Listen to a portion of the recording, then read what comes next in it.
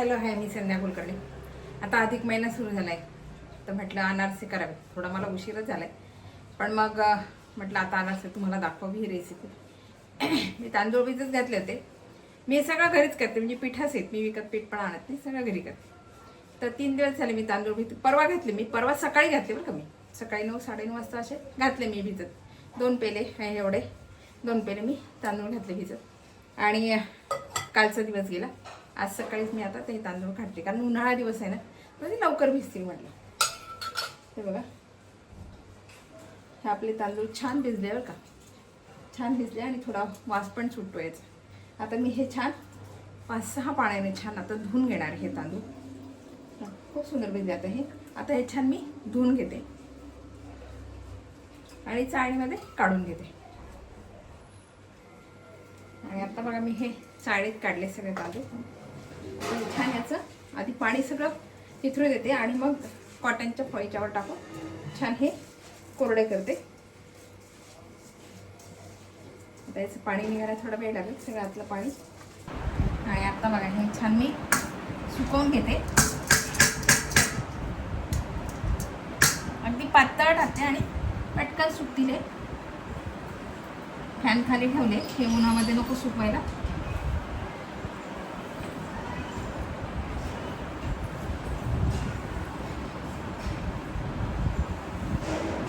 हे फार सुकवायचे नसतात, हे थोडेच सुकवायचे असतात. असे फार एकदम कोरडे नाही करायचे. फॅनमध्ये फॅन छान वाढवले. आता हे छान सुकवून घेते.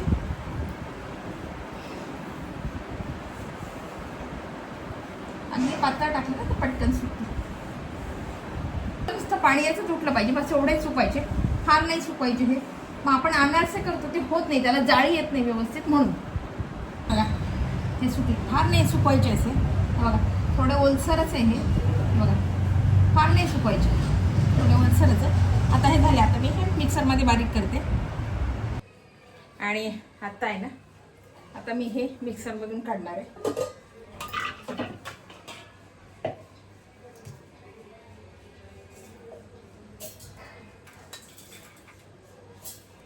मी याला फार सुकवलेलं नाही बरं का, अगदी थोडंच, म्हणजे तिकडून टाकले आणि तिकडून काढले. ओला फडक झालं, दुसरा फडकार टाकून परत हे करून घेतले, इकडून काढले तिकडून काढले.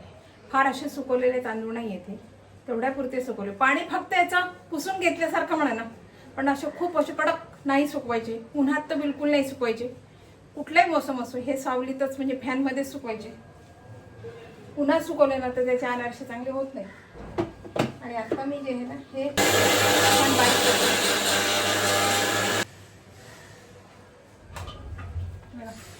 आणि आपली पिठाची चाळणी असते ना, त्याने छान चाळून घ्यायचं.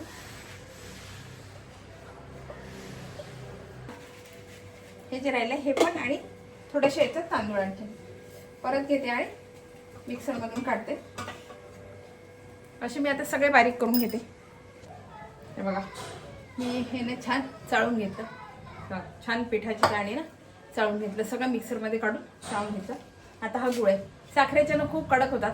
नेहमी गुळाचेच अनारसे करावे, साखरेचे करूच नाही, खूप कडक होतात, ते चावता येत नाही. म्हणून मग आता हे मी छान हा गुळ किसून घेते, की त्याच्यात गाठी नको राहिला.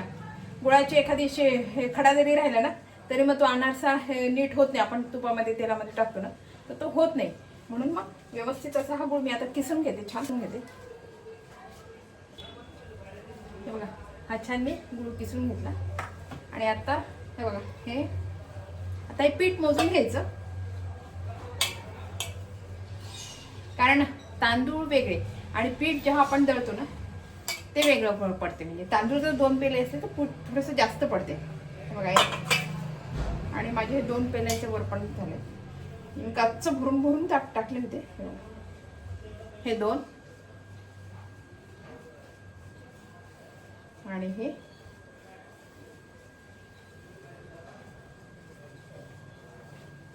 माझे खूप तांदूळ, म्हणजे वरती पण थोडे उरले, मी टाकून दिले होते, त्याच्यामुळे हे जो 2.5 पेल्याचे वर आहे थोडंसं. आता मी याला हा जो गुळ आहे खूप असा कोरडा नाही आहे, थोडासा ओलसर गुळ आहे हा, त्याच्यामुळे मी हा हे बघा अगदी अर्धा पेल्याच्या पण कमी आहे बरं का हा गुळ. आता हा गुळ याच्यामध्ये घालते. हे तुम्हाला अंदाज दाखवायसाठी, आता माझं मी नेहमी करते त्याच्यामुळे मी अंदाजे घालते, पण आता तुम्हाला दाखवायसाठी मी अंदाज सांगितलं तुम्हाला हा. आणि आता हा छान कुस करून घेते याच्यामध्ये, कारण काही काही गुळ कोरडा असतो खूप, अशा किस छान होतो. काही काही गुळाला मुळातच पाणी सुटलेलं असते. आता त्या भेलीला मुळातच थोडंसं पाणी होतं असं, म्हणजे हे होतं थोडंसं मऊ होतं गुळ, पटपट किसल्या पण गेला तो. काही काही गुळ कडक असल्यानंतर किसल्या पण जात नाही पटकन. आणि आता हे जे आहे ना, मी हे छान मळून घेते.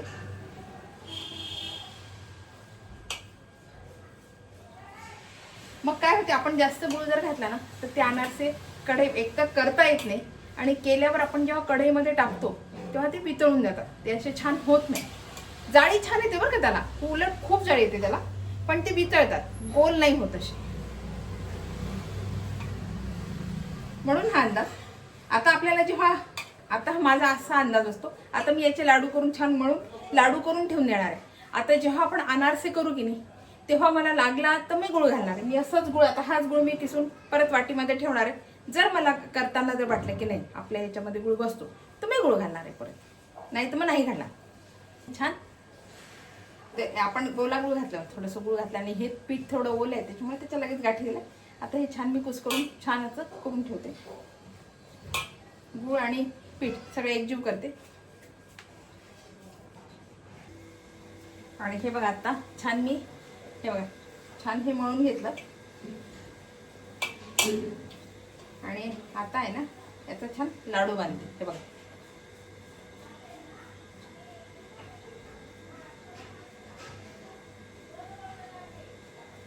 असे छान याचे लाडू बांधून ठेवायचे.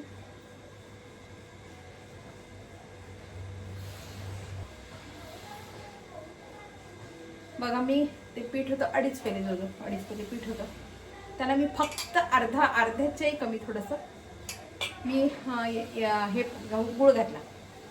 आता हे फार गोड नाही, अजिबातच गोड नाही आता हे, कारण एवढ्या याला मी एवढाच गुळ घातल्यामुळे ते गोड नाही. पण मी जेव्हा करेल की नाही तेव्हा मी याला पाणी गिणी काहीच घालणार नाही, पाणी नाही, दूध नाही, काहीच नाही घालणार. मी थोडा गुळ घालेन, कारण गुळ थोडा आता कमी आहे.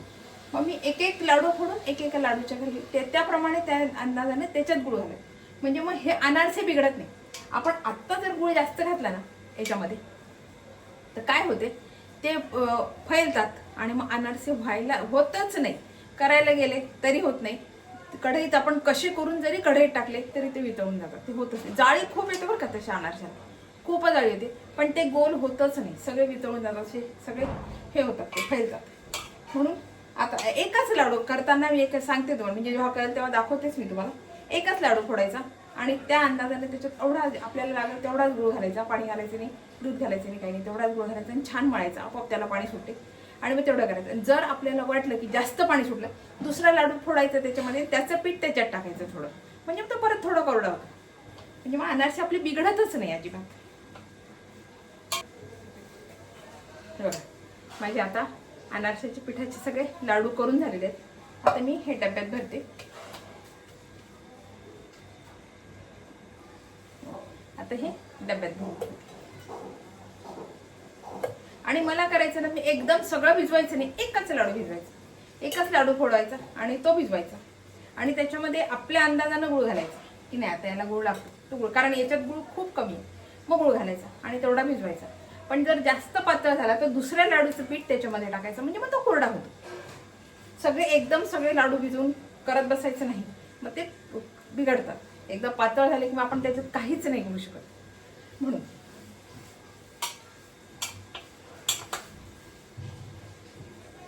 बघा आपले हे सगळे आता मी लाडू बांधून ठेवले. आता हे कसे करायचे हे तुम्हाला दाखवते. आणि आता बघा कढईमध्ये तूप टाकलं आणि आता हा एक गोळा घेते.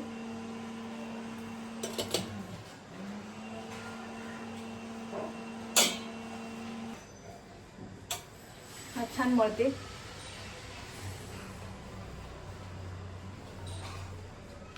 याच्यामध्ये ना थोडा गुळ घालते.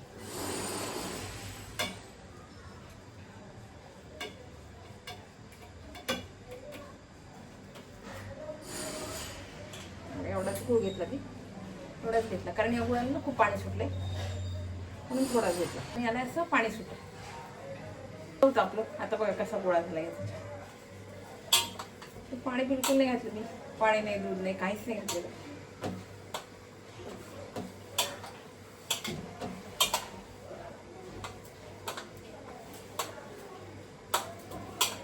मी जर याला पाणी लावलं असतं तर सांगा किती पूर्ण फैलला असता हा, याचा अनारसाच झाला नसता. किती वेळ थोडासा गुळ घातला. आता हा हे बाग एक एक करेस तो ना हा छान फैलणार.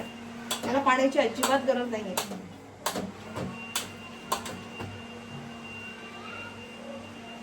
अनारसे खूप सोपे, फक्त व्यवस्थित केलं पाहिजे मग अनारसे खूप सोपे.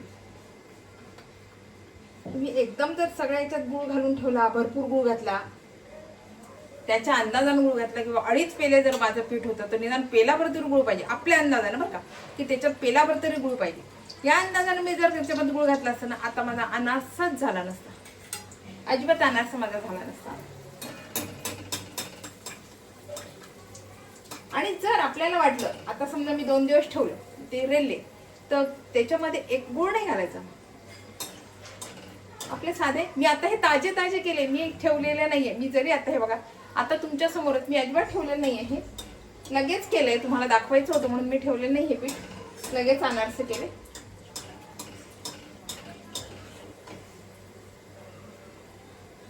आणि मऊसूत किती छान होतं, अजिबात कडक होत नाही, काही नाही काही नाही काही नाही, खूप सुंदर होतं.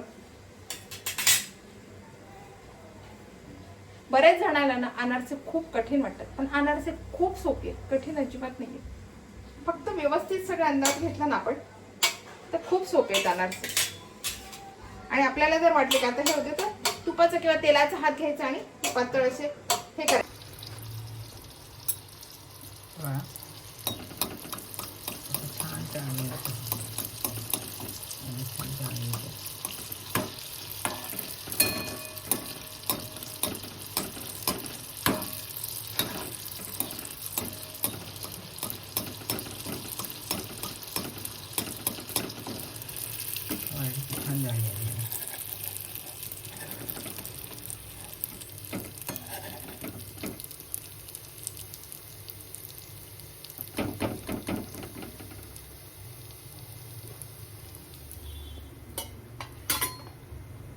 हे बघा आपले अनारसे तयार आहेत. विशेष म्हणजे मी हे भिजू दिलं नाही, लगेच केले, थांबली नाही मी, कारण मला तुम्हाला रेसिपी दाखवायची होती आणि मुलगी पण आज येणार आहे म्हणून मी लगेच केले की दुसऱ्या दिवशी करू बा, मुरू दिले की जाळी येतील किंवा असं काही नसते. प्रमाण जर व्यवस्थित घातलं ना तुम्ही याच्यामध्ये सगळं तर मग काहीच प्रॉब्लेम येत नाही तुम्हाला.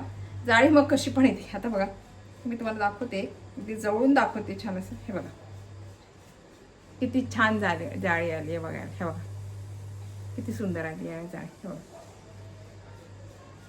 असं काहीच नसते की तुम्ही त्याला मुरू द्या मगच जाळी येते वगैरे, असं काही नसते. प्रमाण फक्त व्यवस्थित घालायचं. आता तुम्हाला बघा मी तांदूळ भिजवण्यापासून म्हणजे तांदूळ धुतल्यापासून म्हणजे 3 दिवस भिजवले ते सांगण्यापासून तर पार हे अनारसे तळण्यापर्यंत ही रेसिपी व्यवस्थित जर तुम्ही ती फॉलो केली ना तर काहीही बिघडणार नाही. एक अनारसा तुमचा बिघडणार नाही. अनारसाचा प्रॉब्लेम सगळ्यांचा असतो. आमचे वितळतात, बरेच जण म्हणतात आमचे वितळतात, कोणी काय म्हणते की आमचे अनारसे होतच नाही, मला तर जमतच नाही अनारसे, असे बरेच प्रॉब्लेम बरेच जण म्हणतात बरं का.